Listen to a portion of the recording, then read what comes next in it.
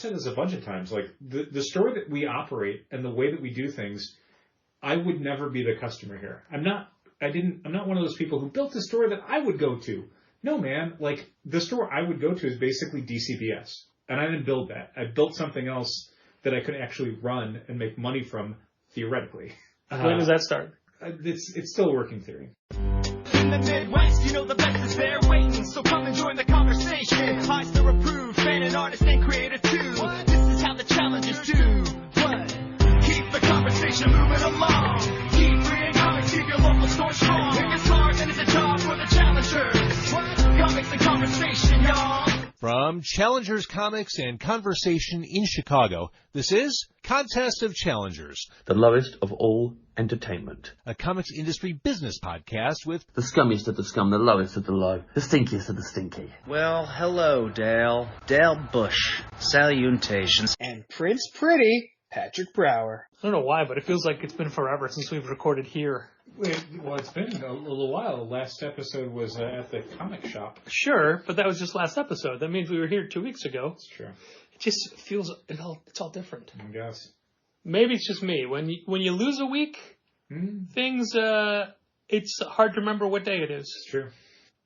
My brother was talking to our father today, and my father asked what day it was, and George said it was Friday at 3. My dad said 3 a.m. Interesting follow-up question. It's a legitimate question. Yeah. There's multiple 3s it could be during a day. Sure. At least 2, yeah. Yeah, exactly. If not more. Man, I haven't used this book. It's the last episode is 657. This is 661. Oh, wow. Which I barely remember, but I do remember. So there. You'll see it's a completely blank page, but that's okay. I have things in my head, and I think you have things in your head. I do have voices. A couple 3. Look at that. Neat. That looks just like Tim Seeley, doesn't it? Yes. Oh, come on. Yes. You know what Tim Seeley looks like. I thought I did. How dare you? I was looking at him while I drew that. That was episode 624. Okay, but that doesn't matter. No. That was 40 weeks ago. Irrelevant content. What we care about is new, current content. Yes. And I'll admit, Dal, after last week's episode, I thought we might have gotten a bump in online reviews. Really? Yeah, because we talked about the really negative one. Oh. And I thought maybe that'd inspire some people to leave a positive one. No, that's fine. It didn't. No. I mean, we weren't...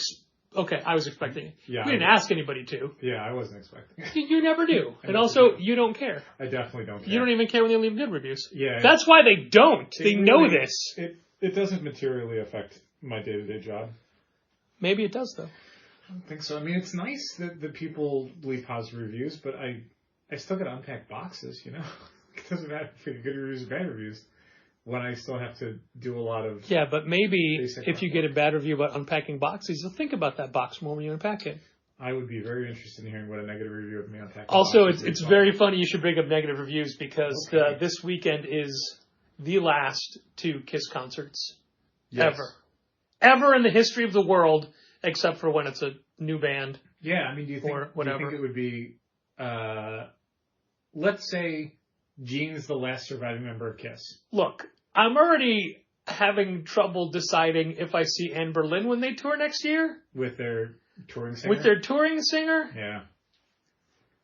And of the 3 times I've seen them, one time there was a fill-in guitar player. I assume it was COVID related. They never told us. Probably. But I saw 2 full shows with the regular band, so... Yeah, I mean, I don't know if I've mentioned this to you before. I don't know if I've mentioned it on the podcast either. I'm a big fan of a band called Superchunk.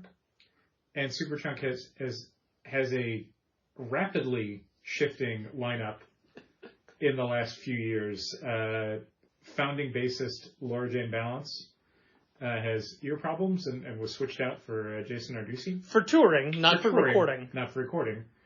But then John Worster, their second drummer and longest lasting drummer. Bob Mould drummer? John Worster?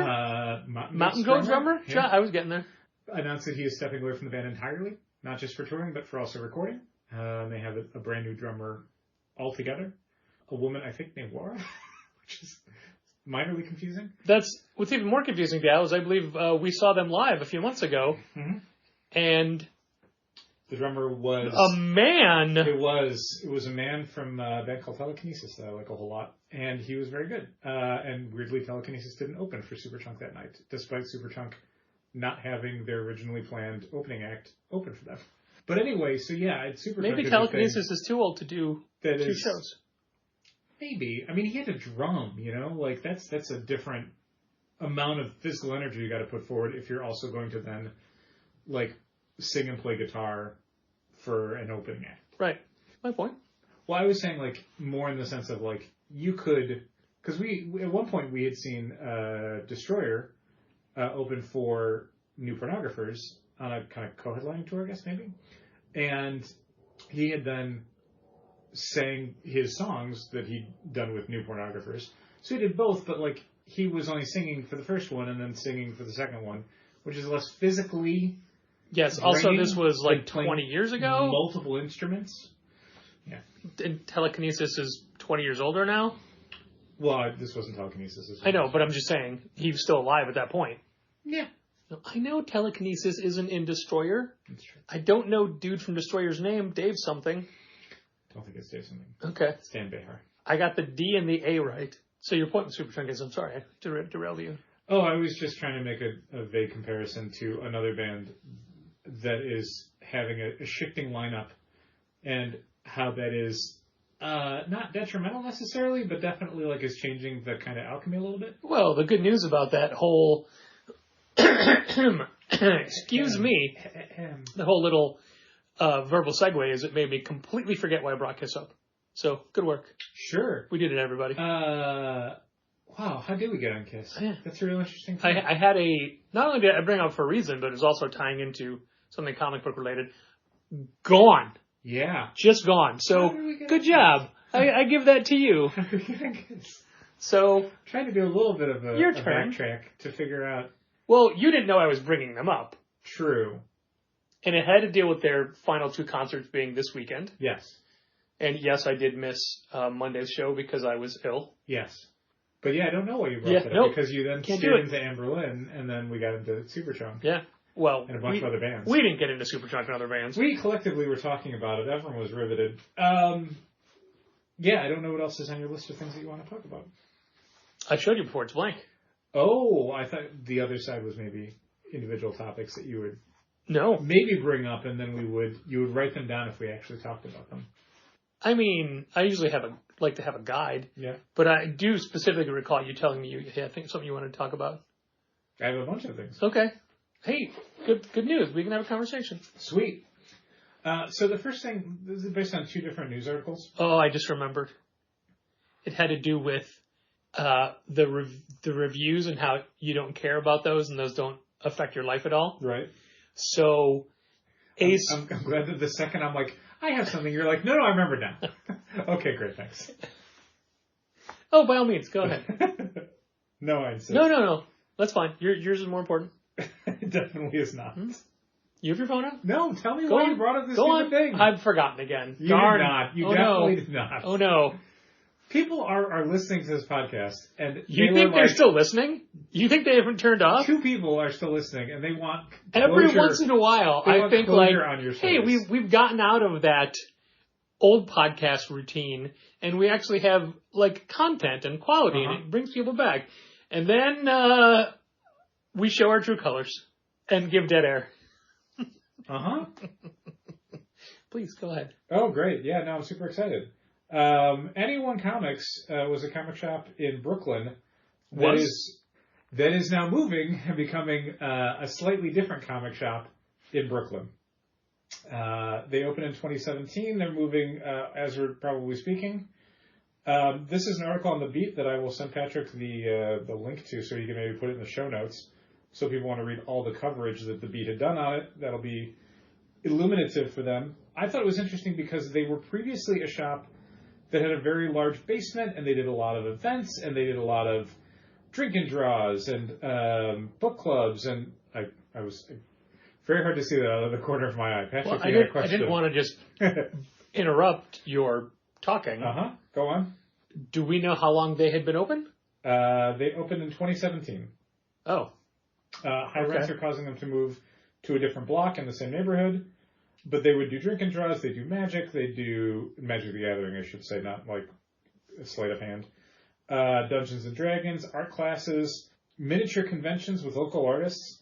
And now they're moving to a different space, and that space doesn't include a very large basement that allows them to do that sort of stuff.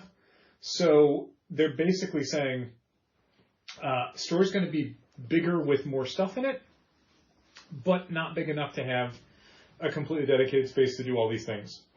And one of the things they sort of hint at in the post that the Beat reprints is that the long and short of it is that that stuff didn't make them any money. That they will probably be more profitable now as they will be dedicating more of their floor space to selling things rather than a bunch of like drink and draws and stuff that wouldn't necessarily pay the bills.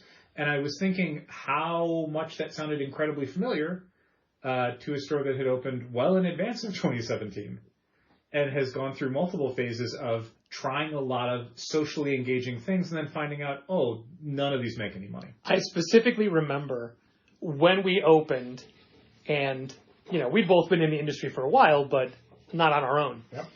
And we were looking at Brian Hibbs in Comics Experience with how he'd said, like, yeah, we don't really do events anymore because they never make any money. Right. And we're like, no, we're going to do events. We're going to get people excited, and it's going to be a big deal.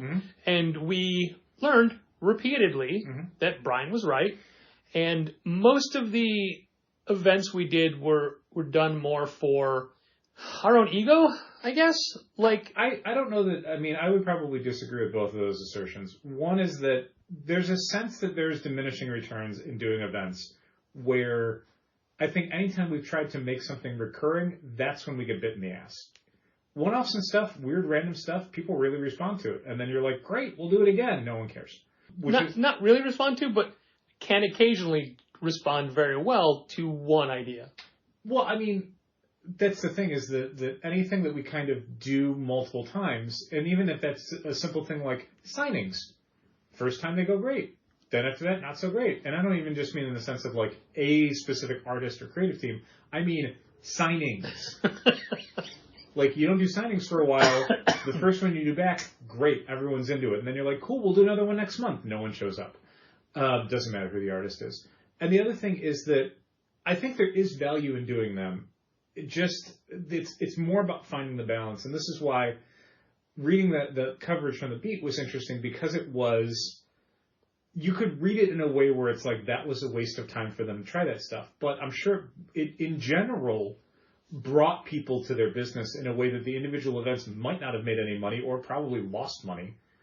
But it introduced them to a clientele and it made them seem valuable in their neighborhood that hopefully they can leverage now for actual sales and profitability and growth and all that sort of stuff. And there is stuff that's kind of intrinsic to the Challenger's DNA that we would never altogether stop doing events and doing things like that. And it's not even like you said for the ego of it. We genuinely enjoy the ideas of doing some of this stuff. Not all the time. I mean, there's plenty of things that we've had brought to us where we're like, this is more trouble than it's worth, and we regret doing this. Sometimes before the event, sometimes after the event, sometimes literally during the event. But then there's plenty of times where it's just like, even if it didn't make us any money, we met somebody cool. Somebody had a good time. Like there's a value to it beyond just like feeling important because you hosted some crazy big dumb thing. So ego was the wrong phrase, right. But I meant what you're saying. Like we're doing it for us. Not for pride. Like just because. I mean, there's some pride in it. I guess, but I even pride makes it sound like a thing where. I don't know that it's pride so much as just kind of why we got into this business. Sure. We got to host Tilly Walden this year. Sure, that was great. That's amazing, right? And Jeff. Yeah. Are you not proud of that?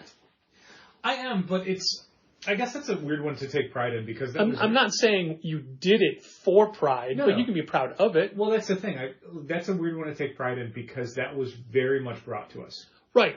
But it was brought to us because of who we are and the relationships that we've built with this store. That's true. And that is where the pride comes in, is that we work in an industry where people that have the ability to bring those things to us want to because of what Challengers is. Sure. I guess, I mean, psychologically for me, I don't know if I'm just built in a way that can't take pride in things. I mean, I think that's a legitimate thing to say, yeah. But the pride that I take from that sort of event is if we come off well to the creator, if they had, if not a good time, because it's work for them too, but just if we didn't embarrass ourselves doing it, because we had sometimes the event or the turnout is such where it's like, why would you ever come back to us? Sure. Why? Yeah. We didn't deliver for you. And also if the people who showed up to meet the creators had a valuable experience. Like, there's been times where events are really good because a few people who turn up are so engaged with it and so excited about the event or the guest that it's like, again, maybe it didn't make money, or maybe it didn't make a lot of money, or maybe it could have made more money if we'd done it a different way, but people had a good time, and I don't know, that's sometimes enough for me. For events, I mean. Sure. Not in general. Yeah. Not in your life. No, I mean, on a random Wednesday, while I want people to have a good time, I just want to pay bills. So the people having a good time is slightly diminished then as far as a list of things that I require from my day. There are 2 newer stores in Chicago, not terribly far from us. One of them's been open for about a year, and I see all the things they're doing, all the community outreach, all of the plans. They've got, they've got like a draw night. They've got a kids book club. Sure. And I look back, I'm like, man, we did all those things. Yeah. And all those things stopped. Yeah, I think it's interesting when you look at a lot of stores as they progress through their lifespan. You can sort of see elements of the early days of trying a lot of different things and a lot of community engagement stuff start to fall off. And I think it's for a number of reasons. Like, some of it is just, as the longer you run a business, the more kind of tired and old you get. It's just how time works. Yeah.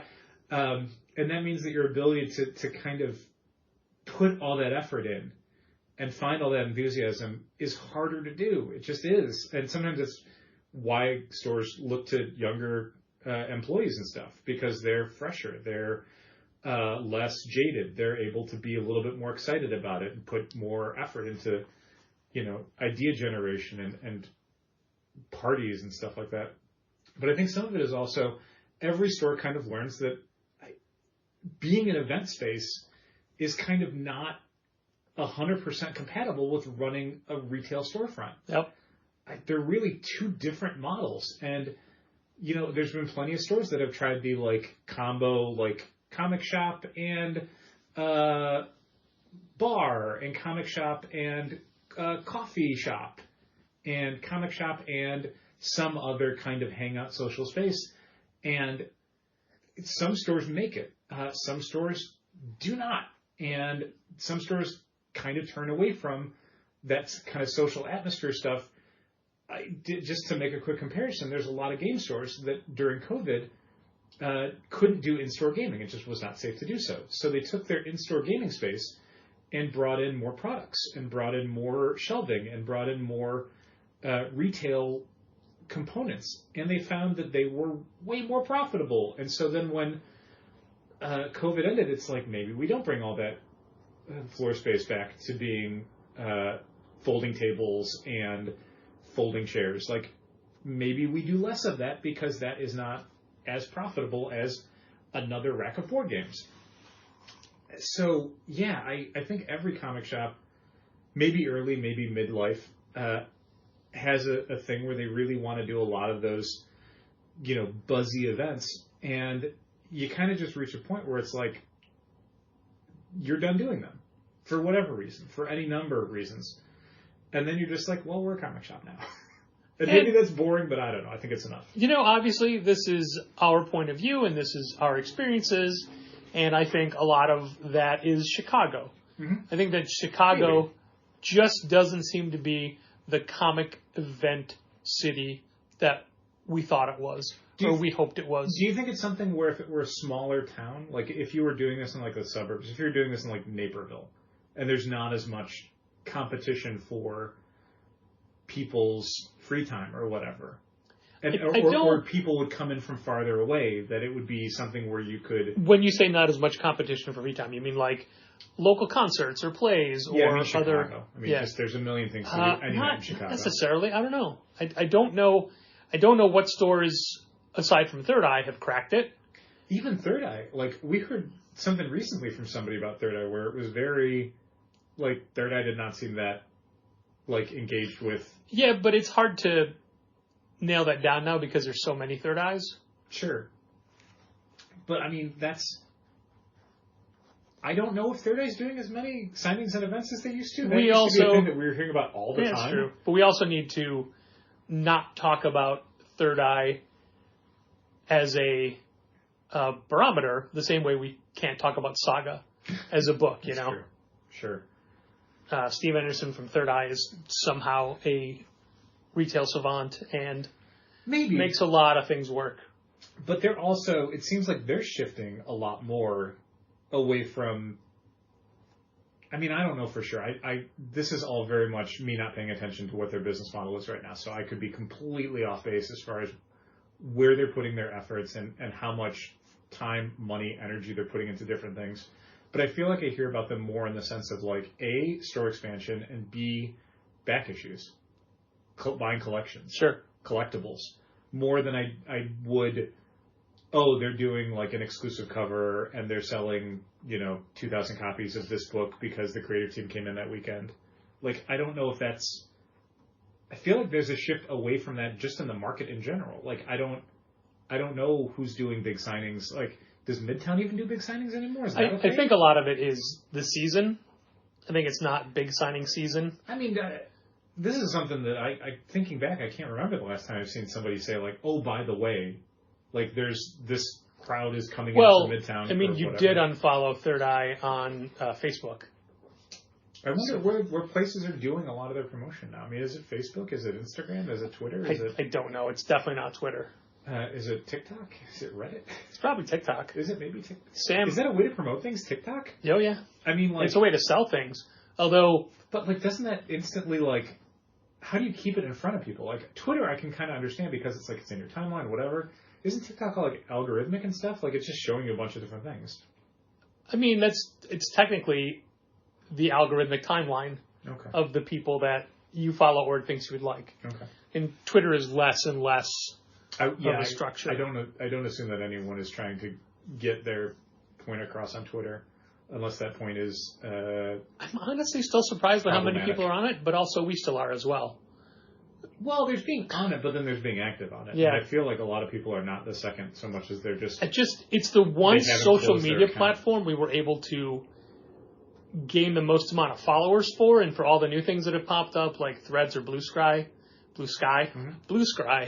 Ooh, I like it. That could be a new one. We just don't have the traction. Is Blue Sky a thing that you can even, like, don't you have to have an account to, like, see Blue Sky stuff?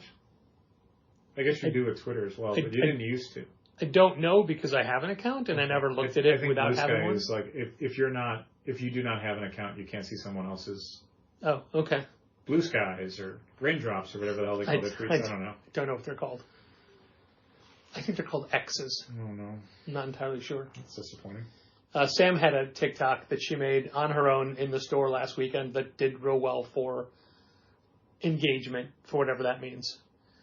It was based off of where I moved Batman and Deadpool in the back room to bring out the Christmas tree. They definitely look like, every time I go back there to turn on the lights, I feel like I've gotten them when they're about to start smooching. And that is exactly the TikTok. Yeah, I mean, they're so facing each other that I feel like I'm intruding on something. It's Deadpool's stupid upraised pointed arm that makes everything impossible. Yeah. And I did flip Batman's cape over his shoulder because I needed to get around him. Mm-hmm.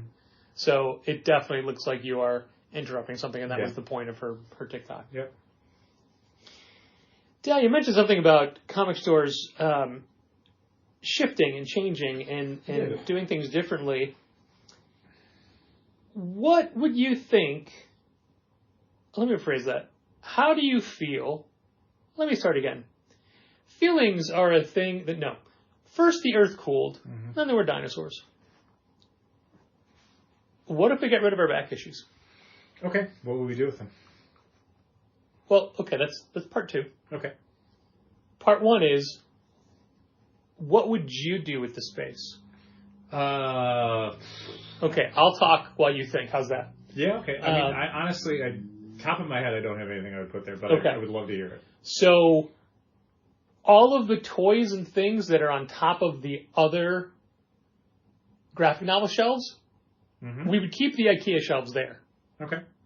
We could, A, take YA and put them on some of the sections there, expand manga to the full wall, taking all the top manga off and putting them on oversized shelves, and then clearing off that top. Got it.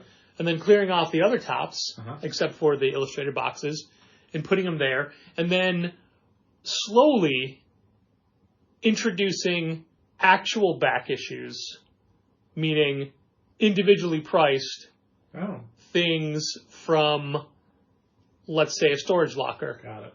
Over time. Okay. Now, my question to you would be, and this is something for you to answer not on the podcast, what would you let the back issues go for? Theoretically, if I found somebody willing to bulk buy our back issues, which I have not, do not think that I have, but I have someone in mind. Okay. So, I mean, the only overall problem I would have with the whole scenario is what's always tripped me up about, like, we should get rid of the back issues. What about the new back issues? Well, I mean, like I said, we'd be slowly introducing... No.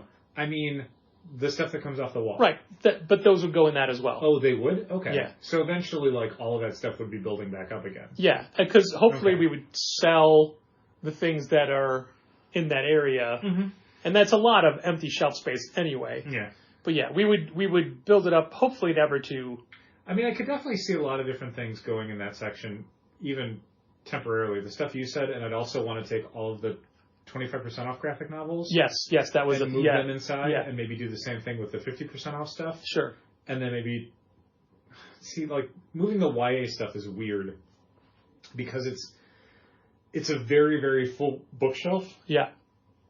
And so anything you're going to put that in that starts introducing spaces every 13 or 26 inches is going to lessen how much you can put in there. So you need a bigger space than you currently already have. I don't know. But we have a lot of back issue room currently. We do. It's true. I'd be very interested in putting different stuff in there. And like you said, cleaning out the top of the bookshelves. Yeah, I'm not against it at all. One of the things that was probably going to happen if you hadn't come in with this idea was us probably going through the back issues, and since everything's got a date on it, basically picking a cutoff point and going, anything that has been in the back issues for this long or longer is now open books or whatever. Sure. Or honestly, garbage. So hypothetically, if we did find a way to liquidate, yes, I think we could then have like a 50-cent sale. Sure. Just to... Last chance? Yeah, because I also don't imagine we're getting 50 cents. No. I can't imagine what we have is going to be of any actual value to any potential buyer. A reader, yes. A buyer, maybe not so much. But we need to figure out, like, because there'll be some legwork involved in this. Sure. No, I'm not opposed to it. I thought you might be a little more excited by the idea of getting rid of them. Well, I'd be more excited if you said, I have a buyer. This is how much they're going to go for them. See, that's the thing. We would need to come up with a price first. Yeah, that's why sure, of course. I'm interested in the concept. I'd be excited about a sale. Sure. I think I have a buyer. It's just a matter of what they'll coming up offer. with the price, negotiating and all that, sure, of course. And also, if you don't mind, probably a one-day road trip. Yeah, I would think. Yeah. Probably a Thursday. Maybe we rent a van and leave real early. Can't fit them all in your car? No. But it's a, back issues are a thing that some people can do real well, not with the stuff we have. Yeah. And there's nothing wrong with the books that are in our back issues. It's just that people locally to us do not want them. And because we are never, let's face it, ever getting them online. At this point, I would be shocked if we did. And honestly, even if we got them online, I can't imagine most people would care either. Yeah. We don't have... Like, basically, the stuff that we have in our back issues is the stuff that sat on our shelves for up to a year without anyone being interested in it. And I mean anyone in store, anyone online did not want to buy it for cover price. So, like, even if we could get them online, it's like, at best you're doing is breaking even. And for what? Like, for stuff that you've been sitting on for 2 years? Longer? Yeah, it doesn't seem super valuable. And honestly, like, one of the problems we have is that even if we could get that stuff online, like, if there was a way to get all that data for those old comics that are in the back issues into our Shopify database, the amount of money it would cost us to have those items listed through Smart Product Filter and Search would be prohibitive. That we would have to sell a lot of back issues to make adding, I mean, what is it? It's like almost 10,000 back issues? More? 10,000 items? Yeesh. Very expensive. Very, very expensive. We currently have less than 25,000 items on our website. So it would be, real expensive. Darn us for wanting the best search system available. I like our search system. It's good. I think it's good when it works. We had a subscriber ask a question today about books they had ordered. Will they be in time for Christmas? And it turns out both books are currently available. Mm-hmm. So I didn't do any research, but is this another situation where they special ordered books, they got approved, but it turns out that the FOC had long been before the items were on, so... As someone who did no research into this as well, maybe. Don't know. Okay. Unclear. I don't know if you would look it up, but it seems to me like if someone who is a subscriber who is on top of things... Yeah. had pre-ordered two things, and then said, hey, when are these coming out? Only to find out that they're out now.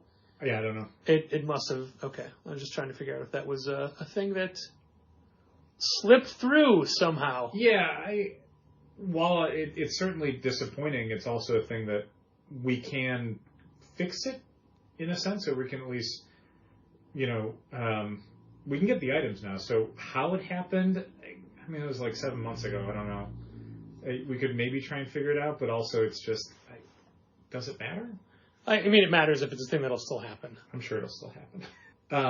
This is a thing that I've mentioned this a bunch of times before, but one of the things that's tricky with us, with Managed Comics, is that when we were using RMH and Comic Suite, when someone would special order something, basically Comic Suite would check RMH to go, okay, well, did you order this already? Because we would have, anytime we would order something from Diamond, RMH would create an item for it in our database, even before we got it in. So there would be a record that said, like, okay, Batman 141, you ordered 80 copies, even if 139 was still the newest issue. So that when you would post subscriptions and special orders, when the catalog would come up and the database would basically go, okay, well, you need 68 copies for Club, so it's going to reserve 68 copies even before you place an order. So then you place an order, and then, okay, well, now those 68 are taken away. So you have 80 on order and 68 of those reserved. So as more people would add Batman, if someone said, hey, add Batman to my list, it would then check the system and go, okay, do you have enough copies on order to fill this order? And if you do, great, it would just add one to the reserved amount of copies and you're fine. Without ordering another copy. Right, because it would go, okay, well, you had 80 and you ordered 80, you have 68 that are already reserved. Someone's adding one more, okay, so we're going to say that you had 12 left. Now we're going to take one of those and make it reserved. So you have 69 reserved, nice. And you have another 11 that are going to go to the shelf. And then you didn't even pause. That would keep going as people would add copies. But if you ever had all of the copies that you'd ordered reserved, so if you say Batman cover B, we ordered 4 copies and 4 copies are reserved, and someone's like, I want to add a pre-order for the B cover of Batman 141, when you would do that, the system would go, okay, you have to order this because you do not have enough copies coming in. So basically on the next reorder or something else, we would then upload that and say, okay, we need to order another copy. Or if it was past a certain date and it was past FOCs, we would basically just say right then and there, we cannot get you that book. Like, it is, we already closed our orders on it. We don't have enough for the shelf. The end. What can happen a lot of times, sometimes infrequently, however you want to think about it, with Managed Comics is that Managed Comics and Shopify do not have a record of what we've ordered. They only have a record of what we've received. So as we're doing things like FOCs, that data essentially doesn't get saved within Managed Comics or Shopify. So as we're having orders come in and as we're adding things manually to people's accounts, which is kind of the problem, the hope is that we're adding it in a way where we know we're going to have copies for the shelf, so it's fine, or we're immediately reordering it, so it's going to be fine. But sometimes it can be a thing where we approve an order, and maybe that's for a backlist item, and then we don't reorder that backlist item for whatever reason, either because we don't order that vendor through Diamond. When we then look at the initial orders for Diamond, and it's saying, here's the backlist items you need to order, we just go, no, we don't get those for you. Or it could be a thing where the FOC date changes and we end up taking an order for something that then the orders had already closed, because PRH can be kind of weird sometimes with how it does FOC data with what we would consider like premier publishers. Or, any number of weird things, because again, it's not checking our database to see if we have copies. It's just taking the order, and that's kind of incumbent on us to then immediately order it for that person or hope it comes up on FOCs in a way where we're able to cover that stuff. So that's where that comes in, and that's why, because of that, I'm not super jazzed about trying to figure out what happened 7 months ago that caused that to not maybe get ordered, because it's like a few different reasons why. Sure. Probably. I just feel bad when it happens because it makes you think I absolutely feel bad. We're not doing our job. But that is the thing. It's a problem in that I'm trying to think of a way to phrase this that doesn't make Brian's heart break. It's too late now. It is a thing that when it happens one time, I feel like that's one time too many. If I was a customer someplace and I said, hey, I ordered this thing and it said it was coming out in July and it didn't come out, and do you know if it's going to be coming out? Am I going to get it by the end of the year? I ordered it, in whenever for release in July to then have for Christmas.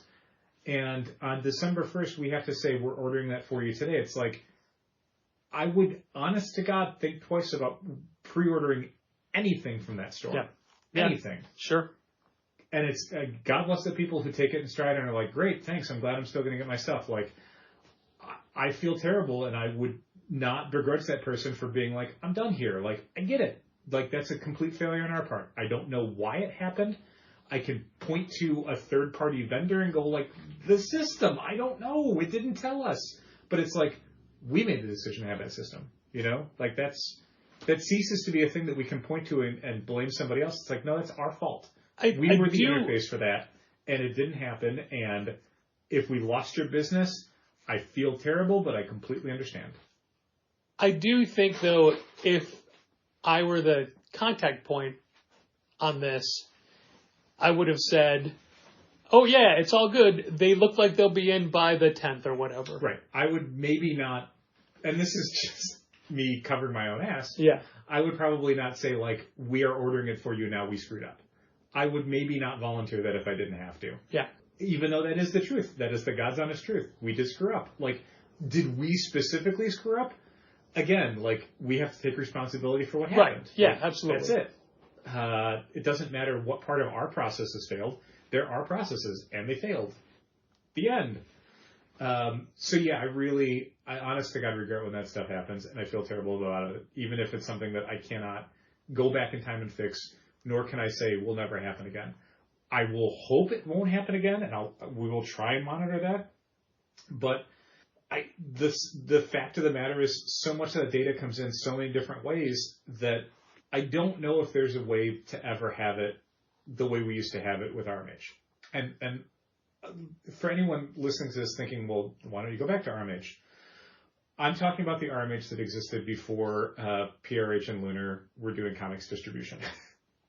Yeah, the people that have stayed with RMH, it has a lot of problems now. The time that we lost a subscriber because a thing didn't get pulled for them, that was RMH. That was RMH and Comic Suite, because it was as RMH was having to incorporate, in Comic Suite, we're having to incorporate Lunar as an additional vendor, that then it was like Batman 3 Jokers #1. Somebody needed a specific cover, and there were a bunch, like 3 or 4 covers. I knew it was 3 Jokers #1. Because I remember that. Like, I will never forget that, because it's like, that is, they pre-ordered it. The system did not pull it for them because of the way that Comic Suite was having to figure out Lunar receiving. It did not pull it for them. They came in. They're like, I ordered this cover, and it's like, well, we don't have that cover anymore. They all sold out. You came in at 6 o'clock on a Wednesday thinking it was waiting for you. Yeah. But, 7 hours after the book hit the shelves, it's not here anymore. I cannot get one for you. That cover is sold out. We could have got them we got the different cover, though. Yeah, but the point was, they ordered the cover they ordered. They thought it would be there. It wasn't. We could not make it right in the way they wanted, and they were done. And maybe there was more to it than that. Maybe there were other previous things. Possibly, I don't know. But the point was, we had essentially one job. And this is something that I had talked to a lot of customers and comics fans about over the years. Like, we take the subscription service that we offer our customers incredibly seriously. For most people, that is the only reason they're shopping at a comic shop, is because they need their books held for them, and they want to make sure that everything they ordered is there for them. You start dropping the ball on that stuff, for whatever reason. We've heard about from other shops where it's like, oh, they took something out of my box, or I told them I wanted something and then they didn't order it, or they're using a service, and that service sometimes has failure points. If you're not able to fulfill that service, you are going to lose customers. And I absolutely understand why. I pre-order things from different services. If they tell me that they don't have it, or it's going to take them longer to get it in than initially scheduled, because God knows what's going on in the background, I start shopping other places. I've done it before. I would do it again, no matter how long I've been doing reservations at different places. They start not having things for me, and I got to scramble to get it someplace else. I'm just going to start getting it someplace else from now on. One minor point about the customer that left because of that Batman 3 Jokers. Mm-hmm. We are both assuming that's what it was. They never told us that. What they told us was that money was tight, so they had to cut back, mm-hmm. and then they immediately moved their subscription to Gmart. Yeah, like basically when I feel like they did their initial orders through Gmart like that day. Yeah. And then 2 months later, they were like, oh, I mean, a month later, it was like, I got to cut all my subscriptions. Yeah. I'll get this last month. But then it's like, oh, no, you were just waiting until your new subscription started because they have cutoff dates. And we knew right away. Yeah. And look, again, people who shop at comic shops, you got to do what's right for you. If a store is not living up to your expectations, go shop someplace else. I get it. I've done it. I don't begrudge someone for doing that. Like, go ahead. As long as you're not leaving stuff behind, as long as you're not burning the store, shop wherever is going to make you happy. I do think that if you are leaving because you're dissatisfied with the service, mm-hmm. you should tell them so in the future they could work on that service for someone else. It's like sorry to bring up reviews again, mm-hmm. When people have said things like a negative interaction in a review, mm-hmm. but didn't elaborate, and you ask like, hey, what was it? Help us learn from this. Sure. And they never respond. So the online thing, I see your point, but the telling a store why you're leaving, they don't owe it to anybody. Not even owe it. I can be conflict averse in those sort of situations, and I don't want to deal with that. I don't want to tell someone to their face, like, here's how you let me down as an establishment. I will just not ghost you, but I am gone. Like, I don't want to have that interaction. Is this a cautionary tale for Brian? No, because email, I'm fine. I'm fine sending someone an email.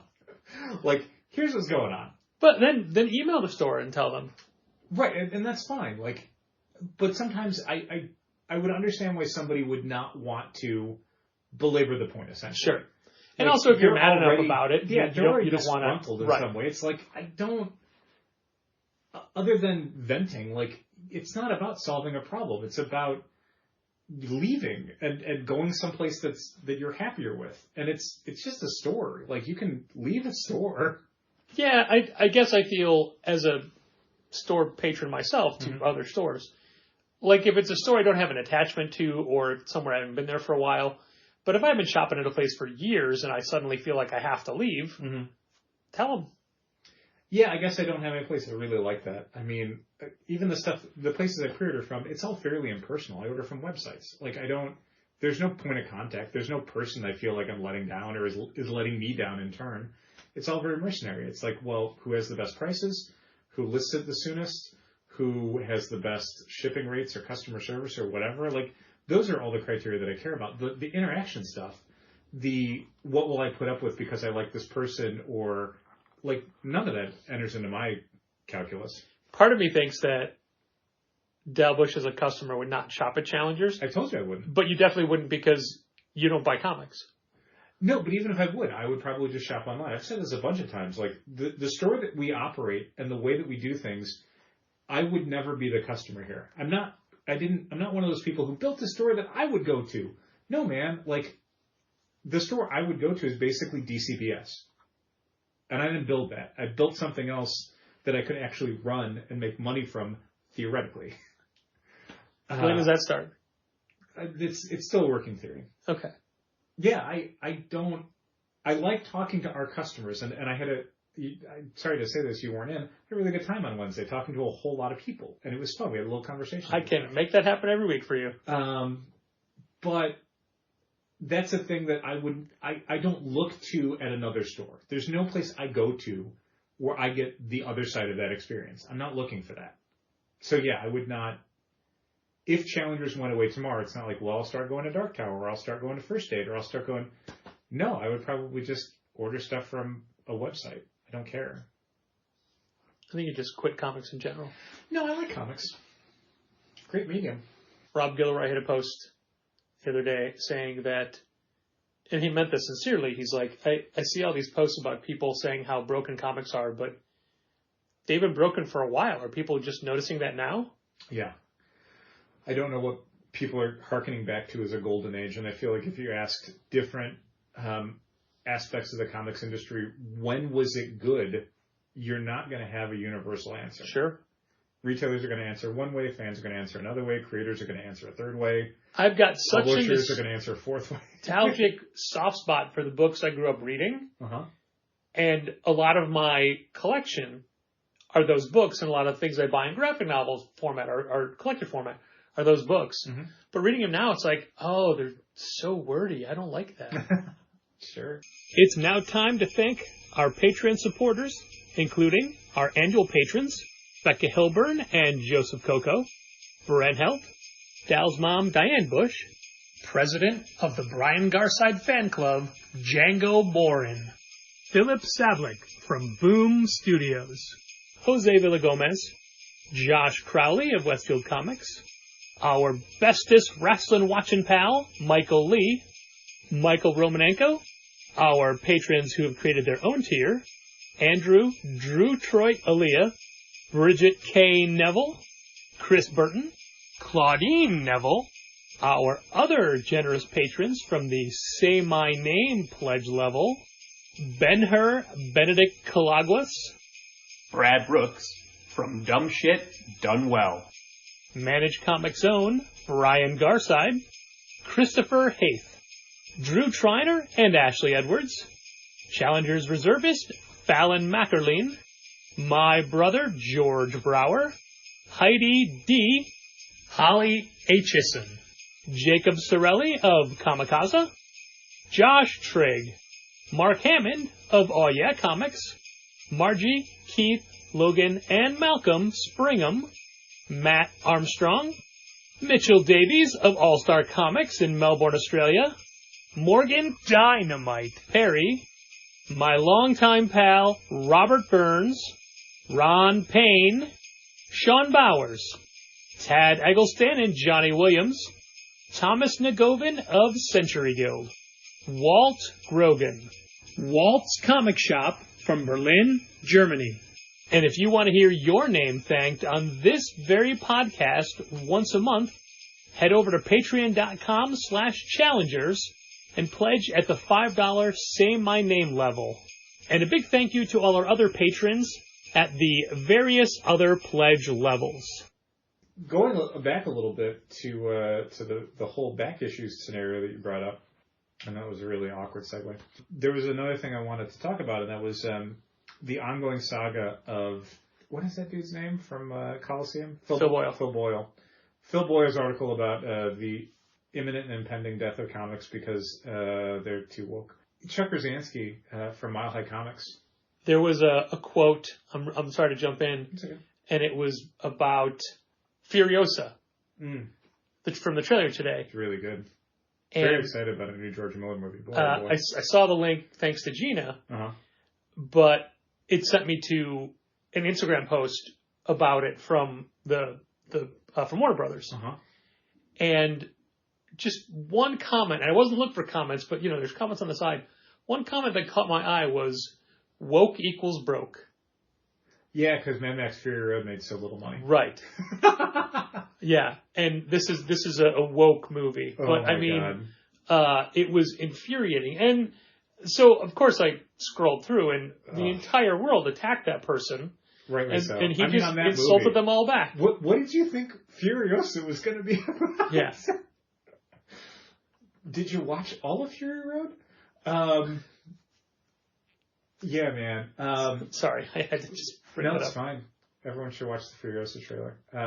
There were two things that Popverse had posted on the Furiosa trailer. One was a thing that might be a problem, but I'm not really too concerned about, which is the, do we need all this backstory? Wasn't she cooler because we didn't know all this stuff? And it's like, dude, if George Miller wants to make another Mad Max movie with Anna Taylor-Joy and Chris Hemsworth, it's even half as good as Fury Road, let him. Who cares? And also, this is not going to be Solo, a Star Wars story where it's all just references and stuff. It's going to be propulsive and evocative and gorgeous. And I tell you, Anna Taylor-Joy looks like a young Charlize Theron in this movie. She looks like an anime Charlize Theron because her eyes are so gigantic. But Chris Hemsworth looks nothing like Tom Hardy, so I don't know what they're doing there. I like that Chris Hemsworth is going to play a lunatic, which is great. And I like that he gets to be Australian for a movie again. But the other thing was basically it diminishes the Furiosa narrative by having to have a Mad Max story after it. And it's no, not everyone. Also directed by a man. Not everyone remembers who the hell Furiosa is. Sure. Mad Max is a goddamn brand. Yes. Absolutely. Furiosa has only had one movie. Do that movie any favors you can to remind people that they should go see it. But anyway, Chuck Rozanski from Mile High Comics had posted his response. And he largely agreed with the idea that, the industry is super broken, the comics industry is super broken, and it's probably going away. And he cited a lot of different reasons for it, and they're all very, business-based, and I appreciated that. But the interesting thing about Chuck Rozanski is that he's a guy that shifted his entire business, away from stocking new comics on the shelves. He'll still have them for his subscribers, but he won't have them for the shelf, really. Maybe at all. So basically, any new comics that he orders from Diamond or whoever, those are prepaid for. There's no risk to him, so he'll still do it. But everything else about his business is back issue and collectible oriented. And his plea to the comics retail landscape was for shop owners to abandon basically new comics as quickly as you can, because in his words, he's way more profitable than he ever was. Not maybe than he ever was, certainly than he was recently, selling new comics. He's more profitable selling back issues and buying collections and doing all that stuff. Cleared out $1 million worth of back debt. Right. I mean, I think some of that is also it's easier to clear out $1 million worth of back debt when you then stop ordering new comics. I mean, sure. And there's a larger story to be told there about a guy, and he's talked about it, I think, sometimes with 3x3 or whatever, ICV2 stuff, where they've talked to him about kind of the transition of a guy who had multiple stores and was, a pioneer of direct distribution, and then now doesn't even order new comics for the shelf and is just buying collections and selling back issues and selling whatever toys and collectibles people come to sell them. And now, again, is basically begging store owners to follow his model. Like, make your store not the place that has new comics, but essentially like collectible pawn shop. Like, people will find you to sell their stuff, and then they'll buy other stuff, or you'll be the hub of all of these collectible things in your town, county, state, whatever. And like, he's got a real point there, and it's financially one of the things about his store model versus, say, Challengers is that we have regular weekly comic bills. A lot of them. A lot of money every week just goes to paying Penguin Random House, Diamond, Lunar, Simon & Schuster, Hachette, Ingram, whatever. He doesn't have any of that. And we can't control necessarily what the bills are. We order stuff, so we have that kind of control when we're doing FOCs and initial orders. But what comes out when is a thing that a lot of retailers are complaining about. If you're ordering new books from Marvel, Marvel decides how many of those come out in a week, not you. To belabor that point a little, yeah. Not this upcoming week, but the week after, there's Detective Comics. Which is like basically weekly now. A Batman reprint comic. Okay. There is Batman and Robin.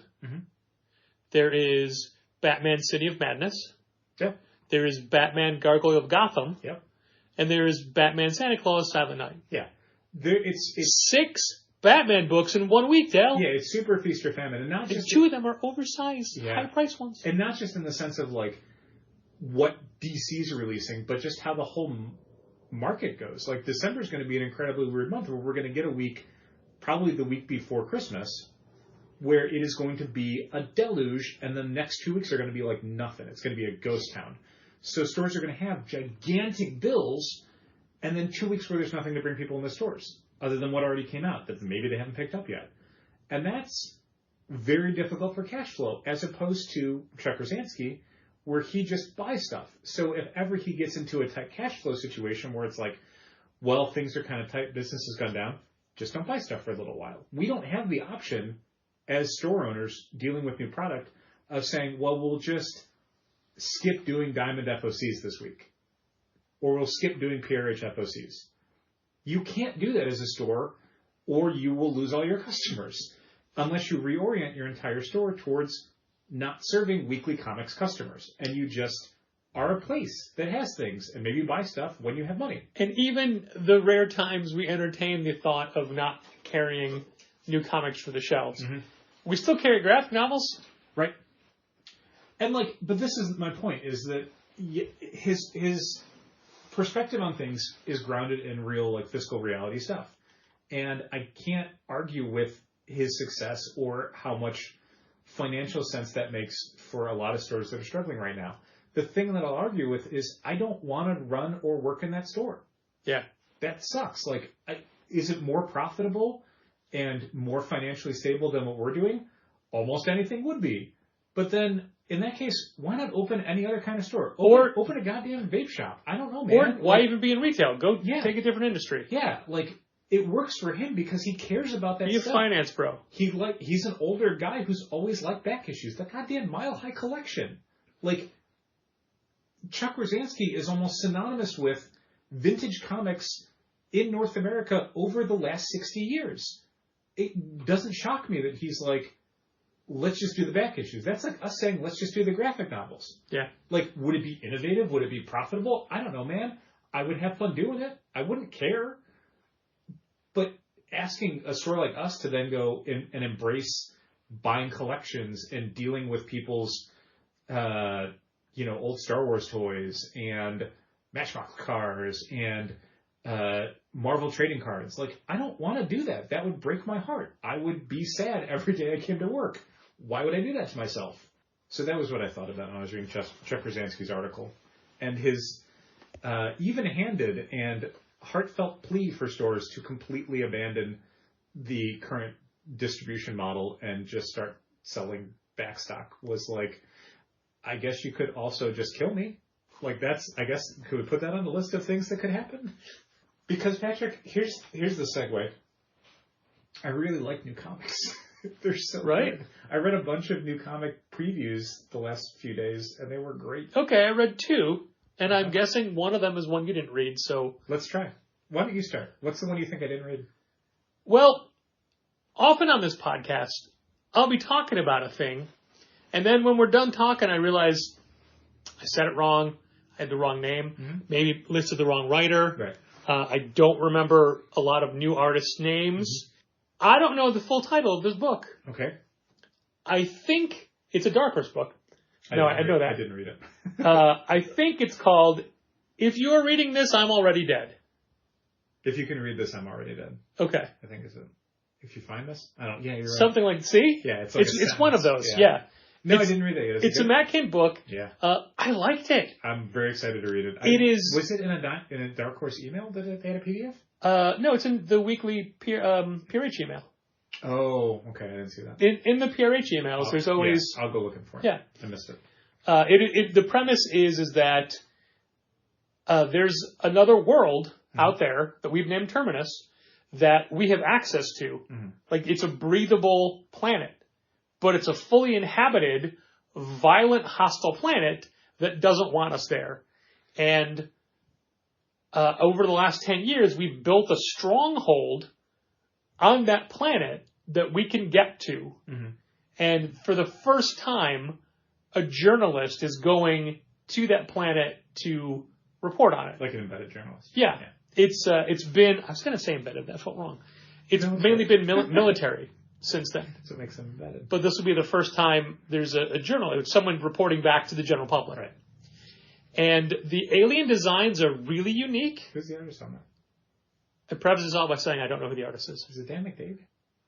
I do not know who the artist is. Okay. Even if you said it right and it is Dan McDade, which very well may be, I do not remember. Okay. Keep telling. That was it. I was done. It's what happens to them when they get to that planet. And Matt Kindt is very prolific right now, and I don't keep up with everything because I kind of can't. Sure. But this one I took a shot on. The art's a little bit different. It's a little looser but grittier. But I definitely enjoyed the reading experience and want to know what happens next. If you find this, I'm already dead. Dan McDade. If you find this... issue 1 comes out February 14th, which means, I think, we have not FOC'd it yet. Oh, are you kidding? I'm sure you FOC'd it 2 months ago at this rate. Dark Horse, not really. Yeah, just because of the holiday. All right, your turn. I'm very excited that Marvel does not have any FOC books this week. Yeah. That is a point that a lot of retailers have pointed out to other people. Let me get in front of this right now. There's no Marvel FOCs. Don't think you broke something. Don't think something's wrong. There are no FOCs. Yeah, PRH has been telling us basically every hour on the hour for the last 2 days that there are no Marvel FOC books this week. I read... You know what I heard every single hour this week? What's that? That Attaboy is changing their website. Yes.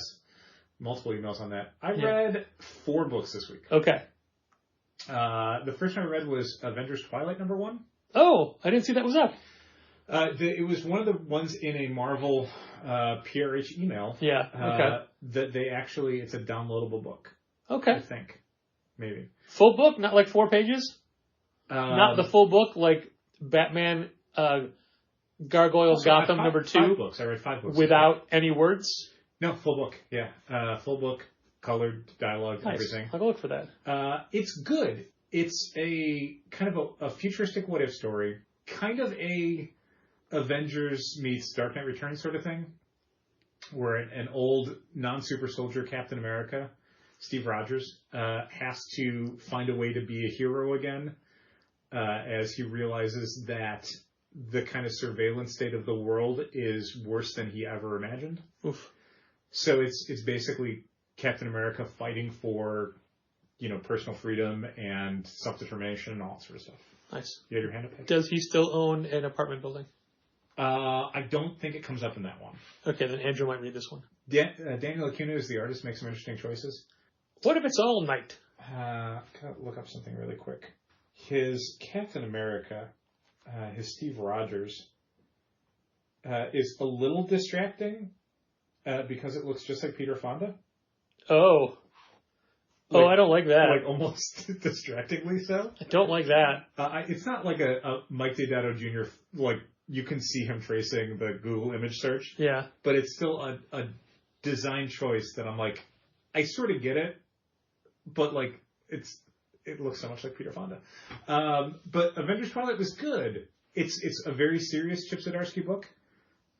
Way more in like the Newburn vibe than, public domain. So only a little bit of Howard the Duck in it? Howard the Duck is the one who has to give Cap the big, like, you've got to fight for the people speech. Because he's president. Wow. So I read that. I read Duke #1 from Josh Williamson and Tom Riley, the Skybound G.I. Joe verse book. Yeah. Which I like. I'm not a big G.I. Joe guy as far as the comics go, way more Transformers, even though G.I. Joe and Transformers were very formative for me as a child. They taught you to love. They did. They taught me how to shop online and not shop in stores. It's really good. Tom Riley's art is great. It's a very like year zero G.I. Joe story. So it's we're not anywhere close to the point where like G.I. Joe's fighting Cobra and shooting different colored lasers at each other. But there's plenty of like G.I. Joe things in it, but in the very nascent stages. I liked it. Anyone enjoying DWJ's Transformers book is going to find something they really like in Josh Williamson's G.I. Joe. They both are kind of coming at it in the same way where it is very indebted to the original cartoon series, but with their sensibilities and still with the modern pacing and art and dialogue. Now, when I did initials for that, we had 0 subs. I think it's gone up. Okay. I think I already FOC'd it probably. I'm sure you did. I'm not sure. Like, if I did, it was like last week. I don't remember. My question is, knowing what we saw with Transformers, and knowing we had 0 orders, what would you have ordered? What would I have initial ordered? Yeah. Was Transformers even out when you initial ordered it? Oh, yeah. 25 at least. Okay. That was what I did between the covers. Yeah. But so, that was the number. I mean, I might have gone up if it already FOC'd. If it hasn't FOC'd, I probably will go up. So Duke was good. Avengers Twilight was good. I read the first Jason Aaron action comic. That was the other book that I read. What did you think? Well, it is more of a Jason Aaron book than it is a Superman book. I mean, he does a really good Superman. There's a double-page spread I really liked. Yeah, there's... No, I mean, like, the dialogue on the double-page spread. I thought it was a good encapsulation of what's interesting about Superman and Metropolis. When you think of Jason Aaron, you can think of Thor, you think of Punisher, and, like, he really, I think, got Batman with Offworld. Sure. And his Superman is fine. It's Superman. Yeah. It's not a new take on Superman. It's not a psychological breakdown of Superman, but it's Superman. This is a really weird Bizarro story. Like it is, dark it's a different Bizarro, and that's the point. Is it's not Bizarro, it's a Bizarro. Mm-hmm. Do you want cake or do you want the cake? Do you want the cake? No, I want cake. Mm-hmm. Putting the in front of it is one more thing I have to say to get cake in my mouth. My preferred pronouns are the definite article. I've done that before. The meep. Yeah, but the meep is beep. The meep has a name. I'm just saying, like, the beep could have just said beep. Meep. Beep the meep. No, the meep. No, they are the meep, but their name is beep. I don't think that's right. Beep the meep. That is the character's actual canonical name. Anyway, what did you think of Action Comics 1061? I thought it was okay. It's a little dark. It doesn't feel like a third of the story's over. It actually does because it's very, very wordy. There's a large sequence on an opening planet where I'm just like, boy, is this a lot of words to get through. What should be a more fleet story. And Bizarro dialogue a little goes a long way, and there is a lot of Bizarro dialogue in this. Yeah. You got to work real hard to get through. I also feel like everybody writes Bizarro dialogue just a little different. Yeah, I don't, like, this is, basically Bizarro dialogue is like Yoda dialogue. You got to take it apart a little bit. And I don't know that I would have phrased some of the Bizarro stuff in the way that it was phrased. I feel like even for Bizarro dialogue, it was a little clunky. Where I'm like, and you can tell there's even a point in the story where Jason Aaron's like, I got a lot of I have to get through to the reader, and Bizarro dialogue is not helping me. Do you think and I thought he had a good solution, but it was still like, whoo boy. Do you think ultimately I think Bizarro dialogue falls into two camps. One where you just say what? It's pretty camp. Cool. You say basically the opposite of what you're trying to say. And you read it and think the opposite. Or it's the literal opposite of every single word, which then makes everything a lot more muddied and confusing. Yeah, I think the problem can be when writers kind of have it both ways, where in one thing Bizarro, who's angry, will say, Bizarro, I'm happy. And then in another thing, it will be Bizarro, I'm not angry. And it's like, yes, they both are getting at the same thing, but then again, it's almost like two different dialects that the reader has to keep in mind as they're reading Bizarro dialogue. So it's, again, a little Bizarro dialogue is maybe where you want to land on this, instead of huge chunks of Bizarro dialogue where Bizarro is trying to explain what he's doing in the story. And it's like, it's not my favorite Jason Aaron comic I've ever read. Hopefully it'll be a good story, and I'm still excited to see what he does with Superman stuff. I think it's interesting that Jason Aaron, from the jump, is doing a Batman story and a Superman story simultaneously that don't connect. But both set in space. It's true. And a lot of space. Earth is in space, so it's every Earth in space. A lot of different planets. And then the last thing I read... Nope, there's two more. Well, the last thing I read was two comics that are telling one story. The One Hand and Six Fingers, the two new sci-fi crime books that are being worked on together by Ron V and Dan Waters. I like them. I think I read that. It's tough because the PDFs I got from Image did not include covers or credits pages. So you didn't know which one you were reading first? I knew which book because it's in the file name, but I can't remember which one's which. I think the One Hand is the cop and the Six Fingers is the crook. No, it's the other way around, I think it's the other way around. Yeah, Six Fingers is the killer and One Hand is the cop. That's exactly what I said. I thought you said the other way around. I'm sorry. Yeah, Six Fingers was the one I read first, and I think that's the Dan Waters one. And then the One Hand is the Ron V. Lawrence Campbell one, and I read that one second. And they were both interesting, and mostly interesting because of how they work against each other. Like how you're reading a crime from two different perspectives. And how you would think doing that would destroy all of the mystery and all of the suspense, but it really doesn't. Because there's additional stuff going on, that means that even knowing who did it does not conclude the story.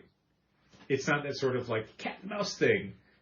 Or if you're doing that, it would be one book. But it's two books, so I really liked it.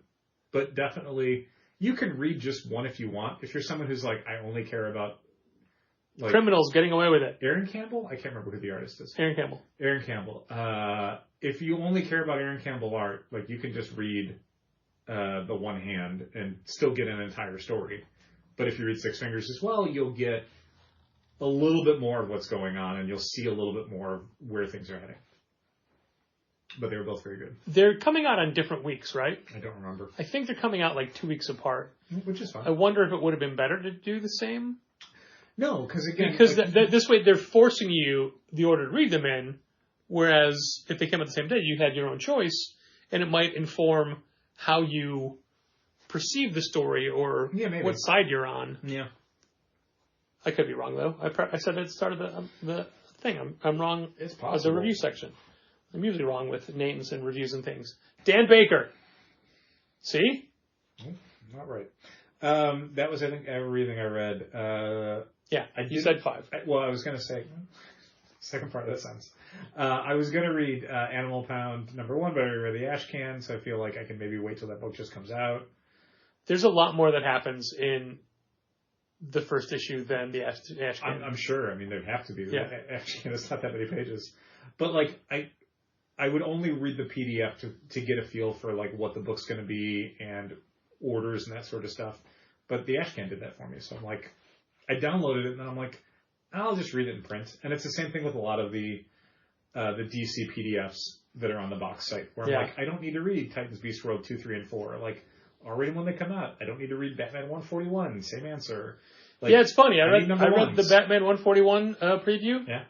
It made me very clear I didn't read Batman 140. I don't think they put up a preview for 140. They did not. And it has not come out yet. I just assumed it had. So, I know a lot what happens in 140, I guess. So, we're ordering Transformers 4, I think, this weekend or next weekend. We're getting 3 this week. Right. So we're doing episode season 4, and Skybound put out a PDF for 4, and then I realized, as I'm looking at the preview pages in the email before I even download the PDF, I don't know that I ever saw a PDF for 3. I'm sure there was one, I just didn't download it. But I'm like, I can't read this, because I haven't read 3 yet. So now I'll have to read 3 when it comes out, and then maybe download 4. I don't know, we'll see. Or maybe I'll just read 4 when it comes out as well. You can tell me what happens in issue 2. They all turn into different things. I will say that Animal Pound the first issue ends with a completely different setup for the story than I thought the book was going to be about. Yeah. Do they also turn into trucks and airplanes? No, they turn into beasts. They are beasts. No, it's like Titans Beast World. They turn into other animals. It's like a cat turns into an elephant. Oh. That's where the pound comes in, because elephants are so heavy. Oh. Yeah. Well, I'm sorry, I didn't mean to ruin it. You said you're going to wait until you read it. Not now. Yeah, sorry. I'm not sorry. Thanks for listening. Keep reading comics. This has been Contest of Challengers. Thanks for listening. Keep reading comics. Challengers is located at 1845 Northwestern Avenue in the Bucktown neighborhood of Chicago. 773-278-0155. Keep up to date with new releases and events at challengerscomics.com. And help fund this podcast at patreon.com/challengers.